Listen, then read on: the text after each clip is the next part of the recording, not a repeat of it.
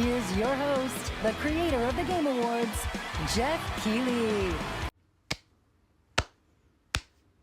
Well, if it isn't Jeffrey Epstein. Discover what's next in video games. High Guard was the end, by the way. You should hide that award, Mr. 33, because it's time for a real gamer to hand these awards out. I'm gonna fix the winners, the nominees. I am going over all of this and fixing the whole thing. Ideally, I don't give a shit about any of these. We're skipping all of that. But he deserves his flowers for showing them appreciation, despite losing his ad time. He truly did lose millions for them. Show appreciation to them. Best RPG. Gonna be honest here, I've only played like 2 of those games, but I'll speak on why Expedition 33 should not have won this award. This is like saying God of War is the greatest RPG of all time, since it has RPG elements while being the greatest game of all time, so it technically qualifies as the greatest RPG. Now wait, hold on a minute. Where's God of War? This is 2018 Game of the Year for best role-playing game. Where's God of War? My point is, the RPG elements in Expedition 33 isn't what made it so good. Not even close. In conclusion, Monster Hunter is my winner. But it's probably one of these two. I don't know. Someone. I hate this category so much. Their definition of this category is like combining combat with traversal for puzzle solving, I guess, for the open world. Then we got the action game award, which just takes the combat element and makes it its own award. And now I don't even know what the point for the fighting category is anymore. I don't have the brain to understand this. I am canceling out all of those awards and making a new one called Gameplay. My nominees for this category will be Dark Farts. Yes, that is an actual game. Next will be Ghost of Yotei, who's closely followed by Mind's Eye. The Game Awards don't know what they're talking about when they don't nominate Mind's Eye. Come on, guys. We know what we're talking about. And since I don't want to be canceled this early into my YouTube career, I will be putting in Silksong as my final nominee. Now, as for the winner, Polly, activate the drum roll, please.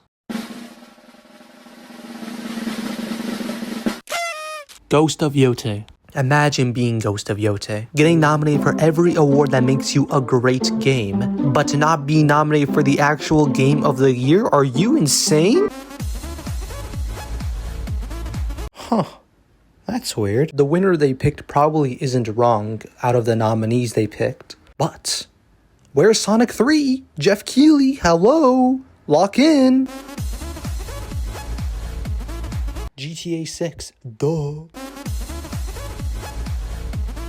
Yeah, I got no clue how to give this one out. Like, I don't like listen like that. Here in Battlefield, like the sound design is so insane that you could just like close your eyes and just use the sound to guide you. I think I would rather give it to one of these two though, because you got like no source material to make any sound or even visual design for any of the creatures they got in these games. Like you can't have a Gestural walk into the studio booth and go,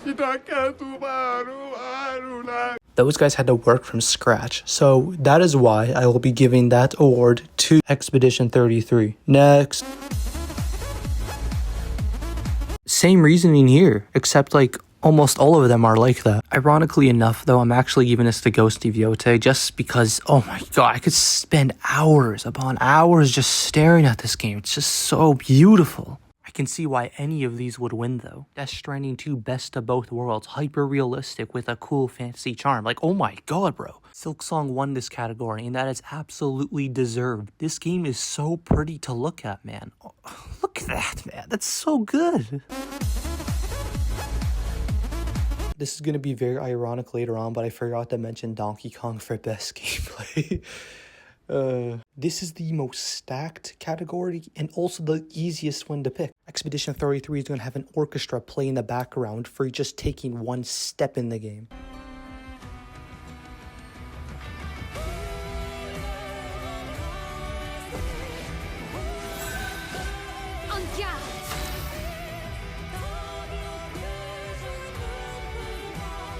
Hades 2 soundtrack is so good that the Game Award Orchestra butchered it. This year went crazy with soundtracks. I fear that we don't have enough slots for them. I'm adding in Donkey Kong, Mario Kart. Everyone deserves to be here. However, the winner is still so clear. It's Death Stranding 2. While Woodkid was working with Mr. Kojima himself on this masterful game, he decided to whip up something quickly for Arcane.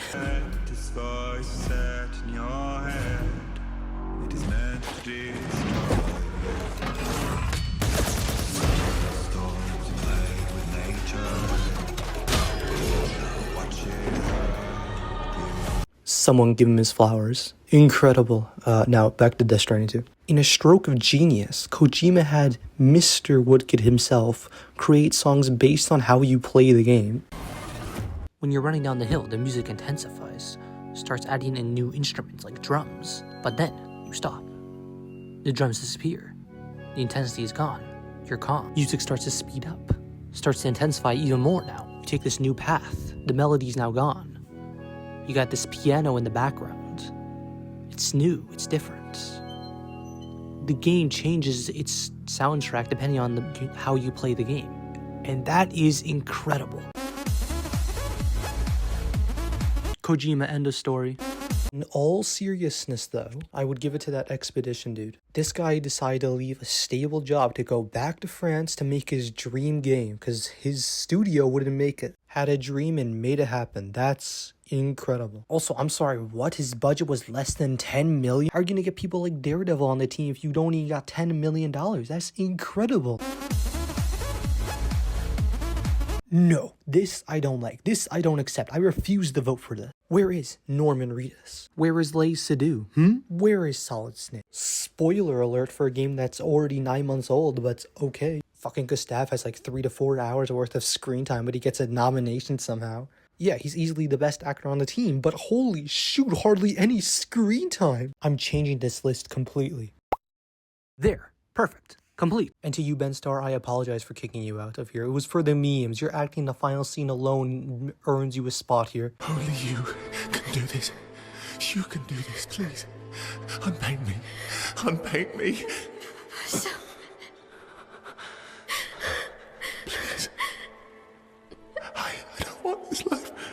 Stop saying that. I don't want this life. I don't want this life. I just wanted to live this lifetime together. This lifetime that was stolen from us. Please. Bro. Please. I don't want this life. Someone give him his flowers. You know, everyone gets an award. Everyone's happy now. Yeah, it's not even close. It's Expedition 33. Next. I am still pretty pissed Ghost Yote didn't make this list, but nonetheless, I haven't played Hades 2 or Kingdom Come Deliverance 2, but I do want to play this one though.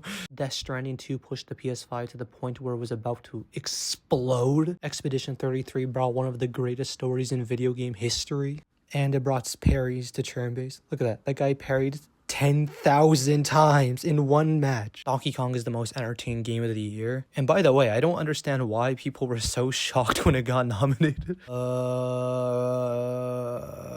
And my winner is... To be continued.